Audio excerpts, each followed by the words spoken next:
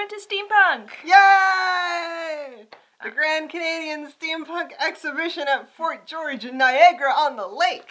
Wow. That was a mouthful. So, yeah, we did that. And, we went last year, but last year was a bigger adventure because we also went to the States and went shopping and found books, and we still found books. Oh, yes, because we went to one of the most wonderful places on earth that we probably never should have went to. It's called the BookOutlet. BookOutlet is a website that I kind of discovered through YouTube. And they're lovely because, like, all the books are, like, super cheap priced. Like, when we say super cheap, they're, like, $6 and under. And then we found out that they have an actual store in Canada, which is, like, a super big deal. Of course, it's in the middle of St. Catharines, and no one really ever goes to St. Catharines unless they live there. But, you know.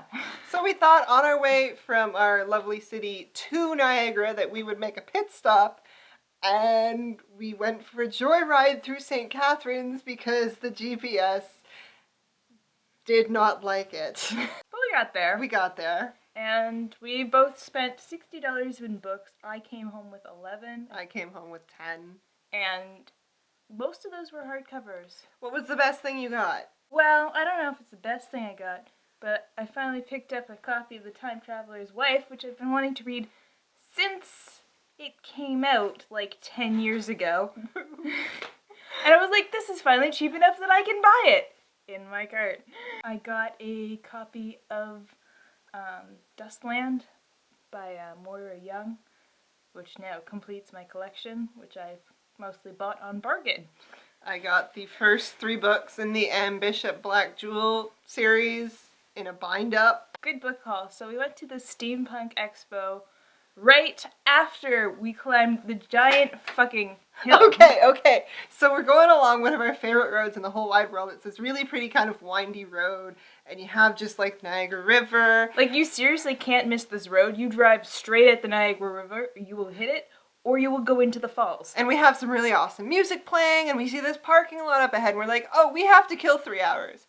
Why don't we go for a walk? Yeah, this seems like a good idea. Get out of the car. Oh, look, this kind of looks like a path. It was not a path. It was not a path. It was a path, but it was not a good path. A good path, because how deep did we go? Like, I'm sure we went 100 feet down. We like went all the way down the escarpment. So we started up here, and we ended up like down there, and there were tree roots, and there was a spot where everybody just abandoned their drink because it got too hard. But we climbed down and we're kind of like talking about, we have some great conversations about how this is how we die, and it's great. But we get to the bottom and the view was amazing. And there were people down there fishing and just kind of hanging out. And then we realized that there was an actual path with steps that we could like climb up and not roll down the hill. Or so we thought. So we turn around, we come back, and lo and behold, these steps are like the devil's steps. They're too high for you to like normally walk, and they just keep going and going. I could feel my legs starting to give out.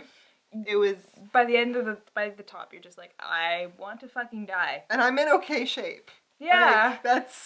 And I was just like, and as we were climbing up, there were people coming down, and like we looked awful because we were just like, and they're like, is it worth it? And we're like, yeah, totally worth it. Well, yeah. We get to the top and we're like, this is how I get all the boys. Great. So let me just lie here for a few hours. Don't let the buzzards get me. I will get up, I swear to God. That's how we went to Steampunk.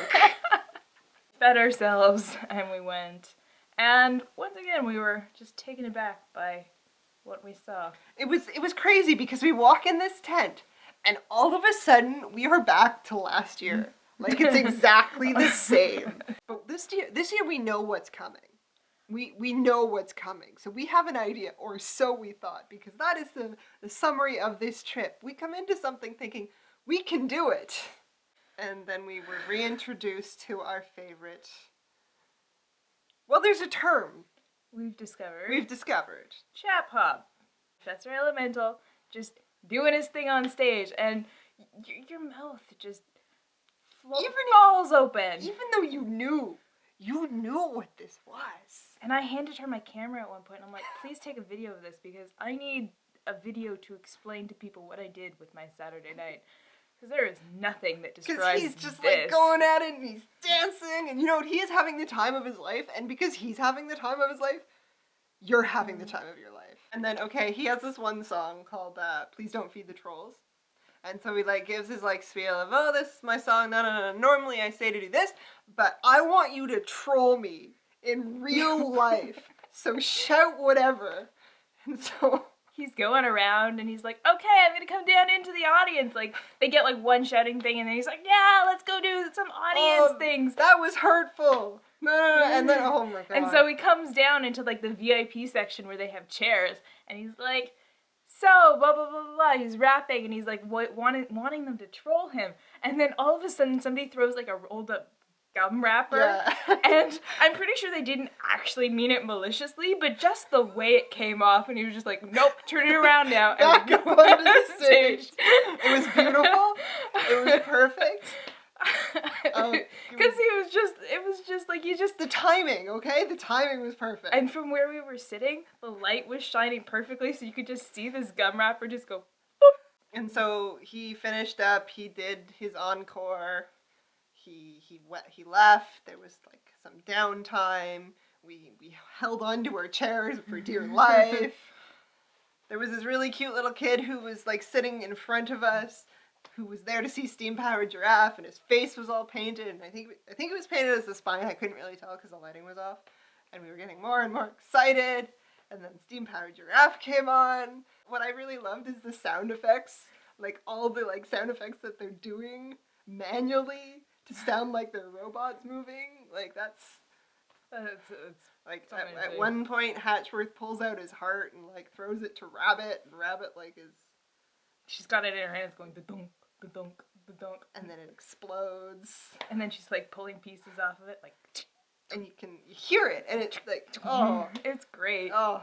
You look at acts like Professor Elemental and Steam Powered Giraffe, and you kind of start thinking, what are you doing with your life, you know? Like, here are people who are doing what they love, and they're making it work. And you're like, I have dreams, I have hopes. And you totally know that there's a lot of stuff going on behind the scenes, and it's probably not as perfect as it looks, but I want to do that. Yeah, you want to do what you love. I want to do what I love. Whether that be getting up on stage and acting like a robot, or rapping about being British, or whatever anybody else does. Doing pick-a-paths that we totally said we were going to have done 2 years ago. Steampunk! Woo! It was a lot of fun, and we will definitely be there next year. Maybe next year we'll actually be able to go for the whole thing and ride in a hot air balloon and fire a cannon for $70. Maybe next year we'll be rich! If there is a video or like a group on the internet that's a little weird, but they're doing what they love, and we haven't heard about them, let us know. Yes, please tell us in the comments below. Who inspired you? Yes. Alright, see you guys later. Shine bright like a diamond.